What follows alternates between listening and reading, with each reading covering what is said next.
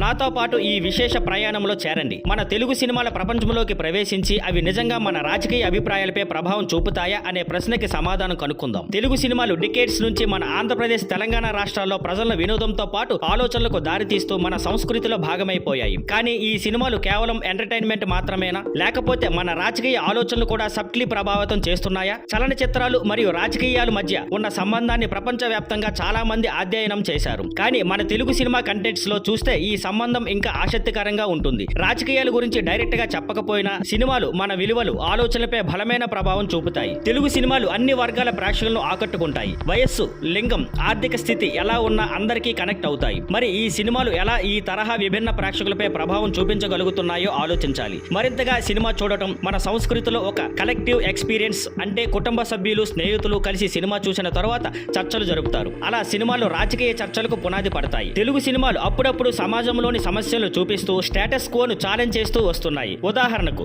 ప్రస్థానం రాజకీయ లబ్ధిదారుల ప్రవర్తన, రాజకీయం గోండా కలయికపై కామెంట్ చేసింది. భద్రాచలం కుల వివక్షపై ఆసక్తికరంగా చర్చించింది. కెమెరామెన్ గంగతో రాంబాబు మీడియా ప్రభావాన్ని తక్కువ మాటల్లో బలంగా చూపించింది. రాజకుమారుడు యువత రాజకీయాల్లో పాత్రను హైలైట్ చేసింది. లీడర్ దూకుడు, అవినీతి, నెపోటిజం, సిస్టమ్ మీద అసంతృప్తిని చూపించాయి. మనీ ఒకే కథ కుర్ర సెటైర్ ద్వారా రాజకీయాలపై గట్టి మెసేజ్ ఇచ్చాయి. ఈ సినిమాలు రాజకీయ అంశాలను వివిధ కోణాల్లో చూపిస్తూ ప్రజల్లో అవగాహన పెంచాయి. ప్రజల అభిప్రాయాలను డైరెక్ట్ గా కాకపోయినా ఇంట్రెస్టింగ్ కథనాల ద్వారా శక్తివంతంగా ప్రభావితం చేశాయి. ముగింపుగా చెప్పాలంటే తెలుగు సినిమాలు రాజకీయ అభిప్రాయాలపై ప్రభావం చూపే శక్తి కలవే. అవి మన ఆలోచనలో మార్పు తీసుకురాగలవు. సెటైర్, డ్రామా, యాక్షన్ ఏదైనా కావచ్చు. కానీ మంచి కథ ఉంటే దాని ప్రభావం ఉంటుందనేది నిజం. మీరేమంటారు? తెలుగు సినిమాలు రాజకీయ అభిప్రాయాలపై ప్రభావం చూపుతాయా? మీకు ఇష్టమైన రాజకీయ నేపథ్యంతో కూడిన సినిమా ఏది? కింద కామెంట్స్ లో చెప్పండి.